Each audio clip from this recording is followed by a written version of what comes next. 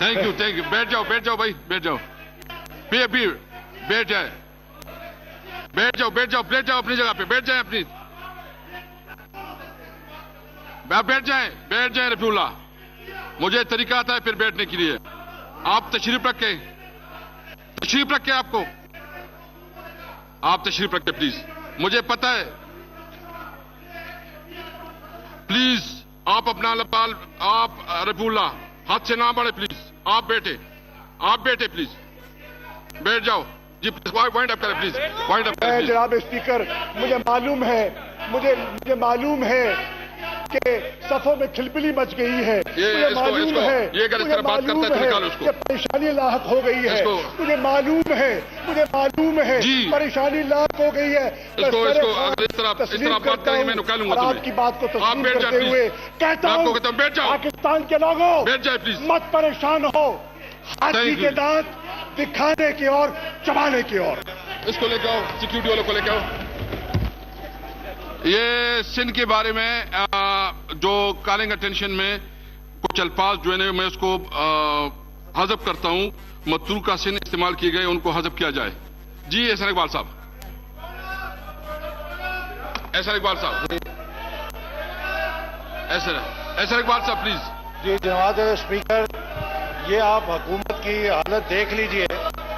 आज एक बहुत ही अहम मसले की तरफ मैं बात करना चाह रहा था, लेकिन हुकूमत की हालत आप देख लीजिए कि मैदान छोड़ के भाग रहे हैं।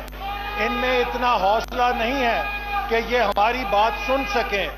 जनाब स्पीकर, ये जो मौसूफ वजीर खारजा हैं, इनका एक कॉलिंग अटेंशन नोटिस भी है, जो हजारों पाकिस्तानी तलबा और तालिबात का मसला है।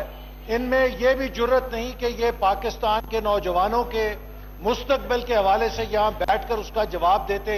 मैंने आज समझ लिया है कि ये पाकिस्तान के नौजवान क्यों रुस्वा हो रहे हैं। इसलिए कि हमारा वजीर खारजा अपना काम करने की बजाय आज इनकी गुफ्तगू में कभी मुझे शहजाद अकबर का चेहरा नजर आता था, कभी मुझे फरोग नसीम का चेहरा नजर आता था, कभी मुझे शहबाज गिल का चेहरा नजर आता था, कभी मुझे फखर इमाम का चेहरा नजर आता था, कभी मुझे शौकत तरीन का चेहरा नजर आता था।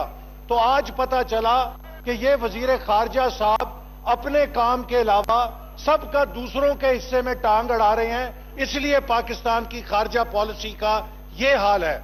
और आज तो शायद उन्होंने अपनी रोनमाई की है पीटीआई के मुतबादिल क़यादत की हैसियत से भी। वो शायद ये इंटरव्यू देना चाह रहे थे किसी को, इमरान खान के बाद मैं भी हूं, मेरे पे तवज्जो कर लें, मैं भी उम्मीदवार बन सकता हूं वजीर आजम का। जब इन्हें नजर आ रहा है कि इनके लीडर जा रहे हैं, मुझे बहुत अफसोस से कहना पड़ता है कि अगर किसी मुल्क का वजीर खारजा इतना गैर संजीदा होगा तो पाकिस्तान की खारजा पॉलिसी का क्या हाल होगा। जनाब स्पीकर, आज इन्होंने जो बातें की, मैं असल मौजू पे आने से पहले 2 मिनट में उसकी वजाहत जरूर करना जरूरी समझता हूं। इन्होंने बहुत दावा किया कि इन्होंने मईशत को 4 चांद लगा दिए हैं और 5% ग्रोथ रेट कर दी है।